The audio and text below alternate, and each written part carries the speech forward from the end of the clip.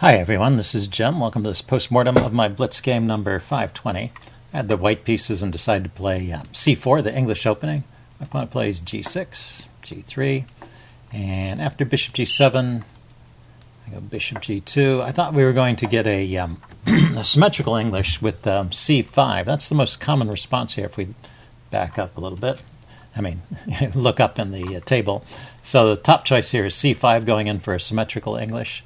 Other ideas here are knight to f6 or e5 going into a reverse Sicilian setup. But my opponent played the very rare move e6.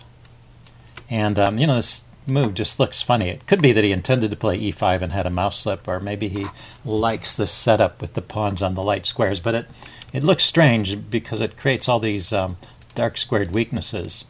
But there's no immediate way to exploit it. You can see from the chess engine's point of view, this is still just a normal kind of opening advantage for white. So nothing horrible has happened. It's just a bit funny looking. So let's go on a few moves. Bring my knight out. Knight c3, knight e7. And that's one idea. So I guess this is intentional. He puts his pawn on e6 so that he can keep this diagonal open for his bishop. I go with e4. I decide to play the Botvinnik setup. Let's see. What's the engine like here? The engine likes d4. d4, d5 going into a Queen's Gambit declined kind of setup. That's often often the case. The engine prefers those setups to the English. So, so the evaluation along here is about even. But I was interested in playing this Botvinnik setup and just experimenting with it under different conditions. So he went c6, and I went d3. So obviously his intention is to play d5, and I think that's a good move here. It immediately challenges this setup. If white is allowed to, complete this setup unchallenged, then white has a pretty free game. There's space for squares for all of his pieces, and he can expand on either the king side or the queen side. So he's got it's a flexible setup and very solid in the center. So interesting way to play. And black challenges that immediately with d5. So I went ahead and took off one pair of pawns here. He took back with the e pawn. I cancel. He took back with the c pawn. Okay, either one. Okay, they're both about still in the range of about equal. And then I decided not to trade anymore, but just to castle. The engine likes c takes d5 here. C takes, E takes. So you get a very symmetrical position. Looks kind of dull to me. So anyway, I castled. It's a reasonable choice. And then he pushed on with d4, kicking my knight to this square. And now if we pause, actually what this structure is a Benoni. It's a modern Benoni with the colors reversed. So I have this typical Benoni pawn structure here. And black is a little bit slow in his counterplay, but he could think about playing moves like e5 and f5 and just try to steamroller the king side here. That would be a typical strategy against the Benoni. Instead he went knight f5. So maybe that's a bit of a mistake. What's the engine want to do here? Wants to develop the b knight. Yeah, develop another piece rather than moving this guy again. But, well, he gets a good outpost for that. And I can continue. Now with the Benoni, you're almost always committed to a queenside expansion. You've got a good bishop here looking, not on that diagonal, looking out on the light square diagonal, and you can reinforce that with these pawn moves. And of course you have this majority on the queenside. This can get dangerous very quickly. So a nice counterattacking opening, the Benoni. Anyway, he goes with b6.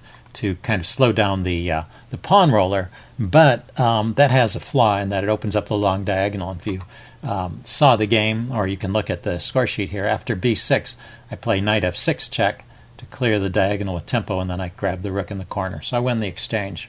But here's a little tactical quiz for you. I don't want to put the move on the board, but black is going to play b6. And after that, it's obvious that there's a tactic on the long diagonal. What's the best way to exploit that tactic? Here's when you see a tactic, you should always try to milk it for all it's worth. You want to try to get the most out of it that you can. And knight to f6 check is not the best move there. There's a couple moves that are better. So why don't you see if you can find the best move for white after black plays b6. Okay, pause the video if you want some time to think about it. I'm going to give the answer away now. He played b6. And the best move here is just to retreat the knight. And the point is that there's no way to defend that rook. There's two pieces in between the rook and the queen, so this actually wins pretty much a whole piece. He can maybe grab a pawn or something, but that score of 3.5, is like a rook minus a pawn. So he can't defend the rook. He can't even block the diagonal. Bishop there, knight there. Anything he puts in the way just gets taken. So just moving the knight out of the way doesn't even have to be with tempo. Black is helpless to defend that rook in the corner. So knight d2 is the best move there. Anyway, I played quickly and played knight f6 check, and I have an advantage here. But it's not such a huge advantage. Let's see, he goes knight a6, and I went a3, shoring up the pawns over here. He goes knight c7, evicting my bishop. I drop back to g2. So all this keeps that slight edge. I'm just up the exchange, basically, and well, he's got a little more space in the center. So there's some advantage to, he has some chances here. It's not game over. And in fact, right here, I make a bad move. It looks like in this position, I should just continue to play on the queen side. The engine likes queen a4. I have a really dominating position over here. And instead, I started stirring up trouble on the king side, which actually creates weaknesses and gives black chances for getting back in the game. So I'm winning up to this point, but after the next move, g4 here, which weakens my king side and allows black to get active, then black is back in the game.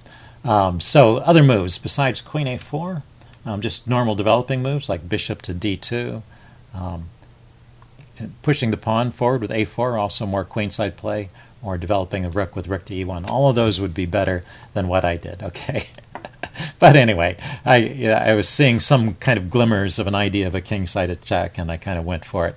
So knight h4 is a normal response to the knight being kicked, and now I have to defend this pawn. Let's see. The chess engine actually likes knight g3, just letting the pawn go, but I wanted to hold on to it. Let's check out this knight g3 line, see if there's some kind of compensation for the pawn.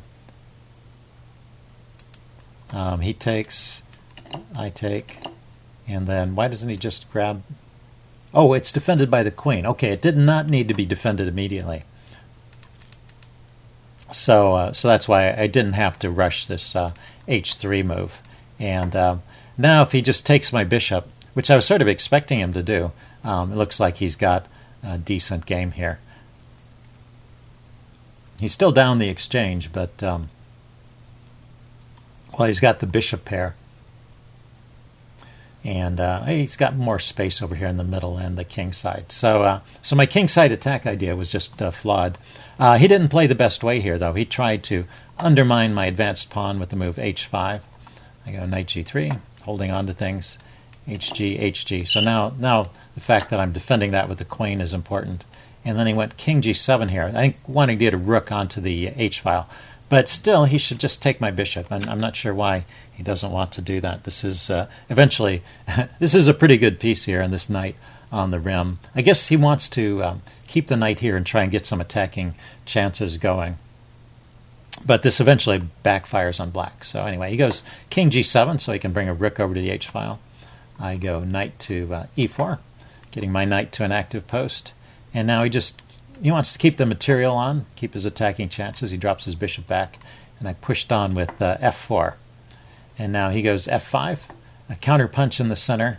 But yeah, already that move is a bit of a mistake. Let's back up. Yeah, f5. Okay, so I guess I'm already a little bit better here. But maybe if he took on f4, that would be a better way to proceed. It's interesting. Yeah, the evaluation of the chess engine is kind of shifting. So it looks like f4 was a good move. So maybe bishop e7 was his mistake. What does it want to do now? Now it wants to do knight to e6. Okay, let me take off that dark squared bishop, bring his knight into the game, get another piece over on the king side. That's the best way for black to play from here. Anyway, he went with bishop e7, And I went with f4. Having committed to the kingside attack, it makes sense to continue this. I'm opening up lines for my pieces over here. Not that. Not that diagonal, this diagonal. And it's starting to look pretty good. He goes f5, counterattacking, and I play g takes f5. And he takes back with the knight, which is, that helps me a lot. I mean, it looks like it's getting the knight back into a better position, but it's taking the pressure off my bishop, and it's allowing me to keep this strong knight here on e4. So really it's better for him to take with the f-pawn, try and chase my knight away. Let's take a look at this variation. It's a little bit scary to play that because obviously it's opening up, well, I drew the arrow in the wrong direction. It's opening up the line towards his king, so you can understand why I might be afraid of it. But what's funny is that, I would probably move my knight here. I think I was already considering a move like knight to g4 or g5, but knight to g3 looks like is a move. But the chess engine says the best move is rook a2.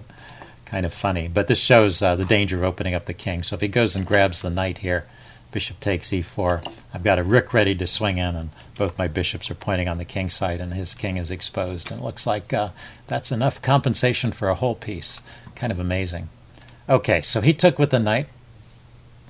It's a bit of a natural response, but it just makes my game pretty easy from here. I can keep taking. I take on e5. He brings his other knight into the game. I lift up my rook, so bring that across. And really, I've got all my pieces in on the attack, and he's just not well coordinated. His king only has a single pawn to shield it, and the fact that his pieces are not well organized is just going to make this overwhelming. What's funny is, of course, my king has no pawn shield at all.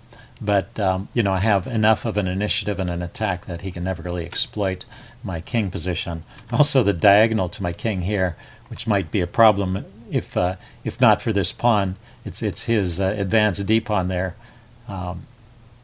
is somehow preventing him from getting an attack going. The one thing the d-pawn does support is always this idea of knight to e6. So that's something I have to keep an eye on, but that's under control at the moment with the bishop guarding that square. So anyway, he tries bishop b7, trying to trade off some of my pieces. I bring my rook over to f2. Let's see, he goes bishop g5. And now I can trade off some of these pieces on the king side, and at the same time I can expose a discovered attack on his unprotected bishop there. So knight takes g5 or bishop takes g5. So either one of these is okay. Somehow I didn't play this move. Oh, I played bishop takes b7 immediately. It looks like it's better to take the knight. Yeah, this knight caused me some trouble. So I thought, well, I'm just grabbing another piece here. But he gets the exchange back with knight h3 check. I mean, I'm still winning, but this did give him a little counterplay. If we back up and take a look at this, queen g4, keeping all of the pieces on, keeping the queen g4 or rook takes f5, giving the exchange back. Maybe, given how active his knights were. Oh, well, queen g4, I see. Queen g4 guards the h3 square and prevents the knight from hopping in there and causing that kind of trouble and threatens to take the bishop. So that makes sense. And or the other move, rook takes f5, getting rid of that knight before it can cause some trouble over here. And the bishop is also looking at g5 here.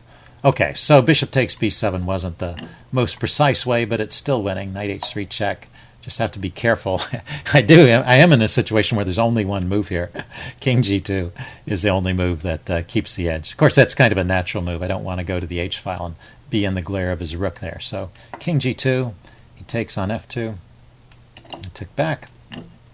And he comes in with another check, knight h4 check. But my king can just drop back, and there's no more checks at this point. So he's kind of run out of ideas. He goes back to f5, and now I bring my queen into g4. And he tries to get on the h-file, which was his plan all along, but he left his knight hanging, and at that point he resigned. So interesting game, some cute tactics there. Hope you guys enjoyed this video. Leave any comments you have in the section below, and I will see you again soon. Bye.